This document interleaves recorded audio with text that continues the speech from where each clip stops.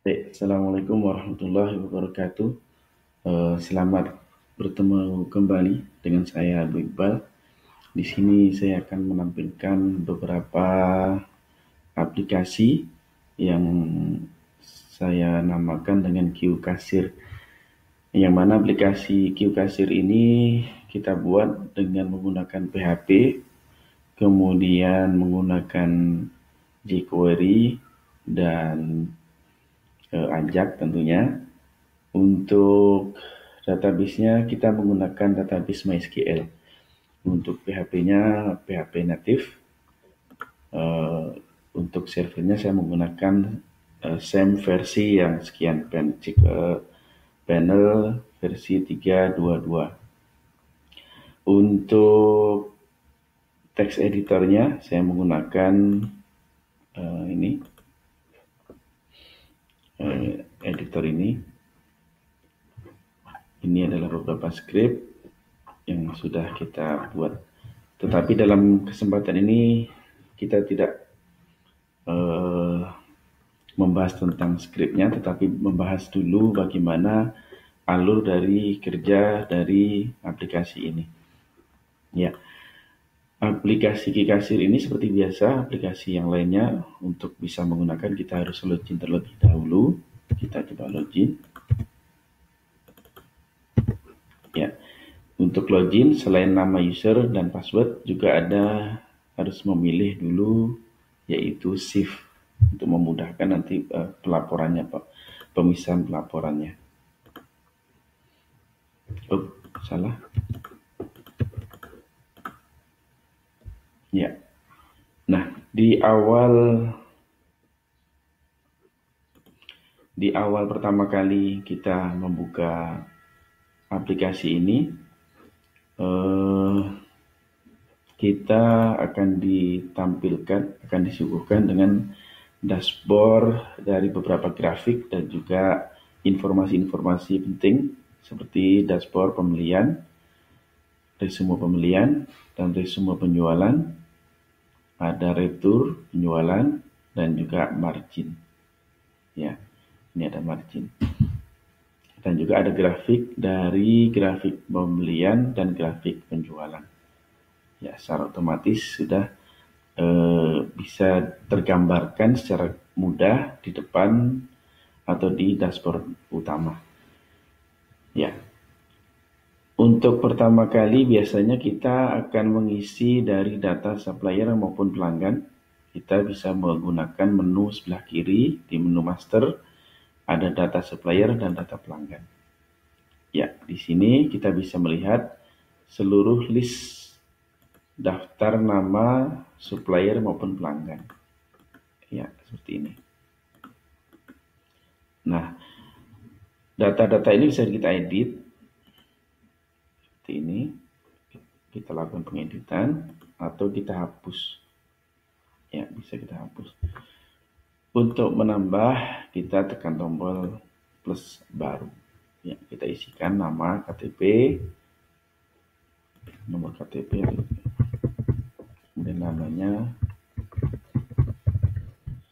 ya, sebagai supplier, kemudian alamatnya baru, dan seterusnya. Ya, sudah tersimpan sebagai supplier. Langsunglah. Ya,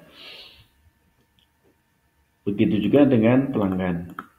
Tinggal kita rubah kategorinya menjadi pelanggan. Oke, kita lanjutkan ke input item barang.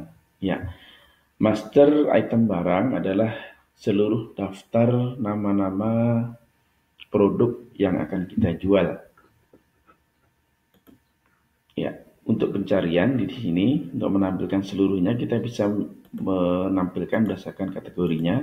Tinggal kita pilih kategorinya atau berdasarkan merek bisa juga. Kemudian untuk menambahkan kategori dan menghapus juga bisa dari sini. Ya, di sini kita mau menghapus kategori yang tidak kita pakai, bisa kita hapus dari situ. Ya, begitu cara menghapus kategori. Dan Untuk menambahkan merek atau menghapus merek bisa juga dari sini. Ini bisa tidak terpakai lagi, bisa kita hapus. Ya.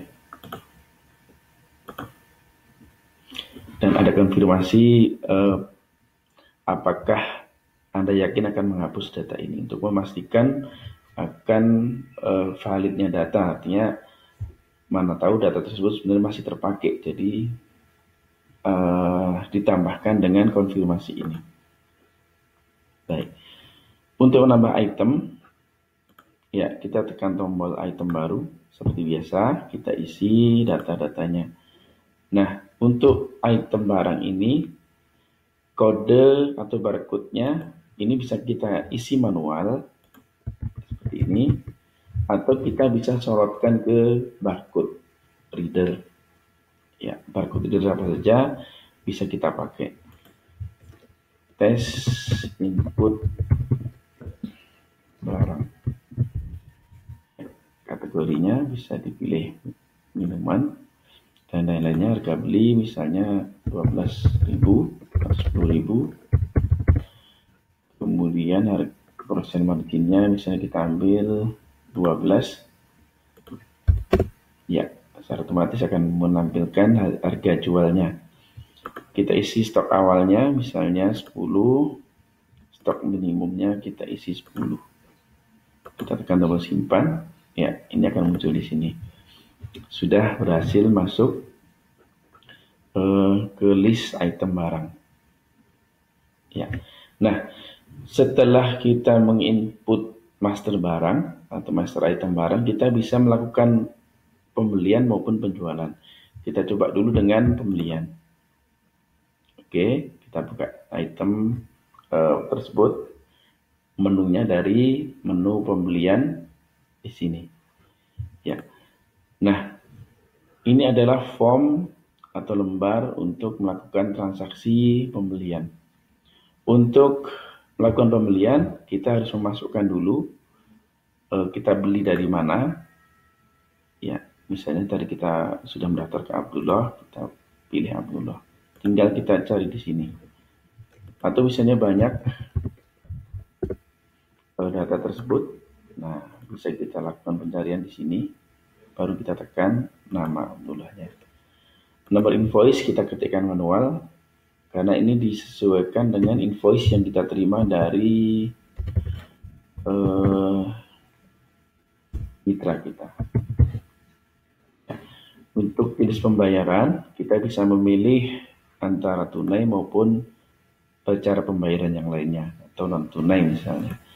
Nah, untuk yang non-tunai dan lain-lainnya, selain tunai nanti akan ditambahkan dengan tanggal tempo pembayaran. Tetapi untuk yang pembayaran tunai tidak dimunculkan tanggal tempo pembayarannya. Ya. Berikutnya untuk menambahkan item bisa diklik tombol tambah item, kemudian diisi kode itemnya 1, 2, 3, 4, 5, kemudian tekan enter. Ya, kita beli 10 lagi. Ada totalnya yaitu Rp100.000. Oke, kita isi harga pembayaran kita Rp100.000. Oke, bisa kita tekan tombol enter saja. Ya, otomatis tersimpan. Oke. Kemudian kita coba lihat di laporan pembeliannya. Ya, ini adalah laporan pembelian. Ini bisa kita setting mulai dari tanggal, ya, seperti ini, sampai dengan tanggal sekian, akan memunculkan seluruh datanya.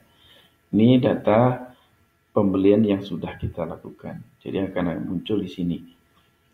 Di laporan pembelian ada dua, laporan pembelian biasa dan laporan detail pembelian.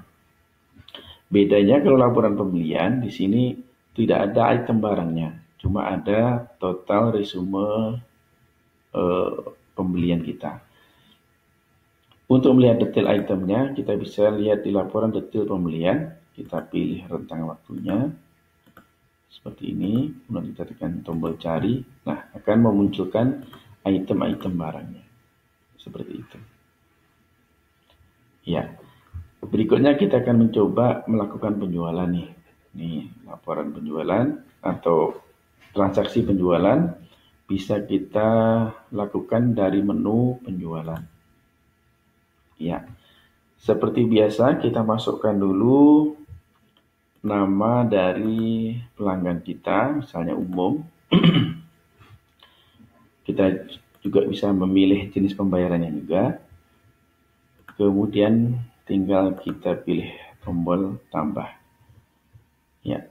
Nah, kadang kita lupa atau barcode dari item produk tersebut kadang rusak. Jadi kadang kita susah membaca ini kodenya berapa gitu ya.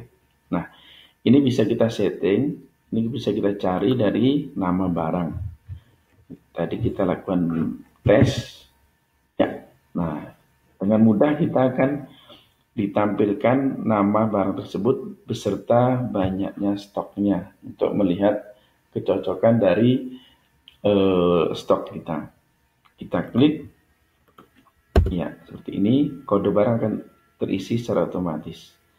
Misalnya kita beli banyaknya 2 quantity, ya, seperti ini, akan muncul totalnya dan kita akan melakukan pembayaran.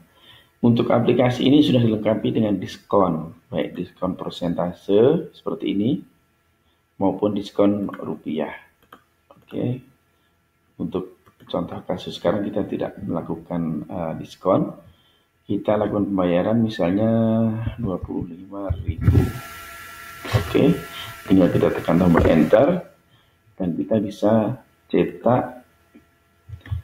Nah, untuk mencetak ini printer apa saja bisa, yang penting terkoneksi ke dalam komputer kita, dan untuk settingan kertasnya pun akan otomatis mengikuti. Nah, ini tadi hasil dari printout yang sudah kita lakukan penjualan. Nah, ini dia. Ya. Oke, bisa kita cetak di sini. Atau kita katakan. Nah, mungkin demikian presentasi aplikasi QCashier kita. Mana tahu ada teman-teman, saudara-saudara yang berminat untuk memakai sistem ini atau mau belajar pun boleh, dipersilahkan bisa menghubungi kita. Baik, terima kasih. Assalamualaikum warahmatullahi wabarakatuh.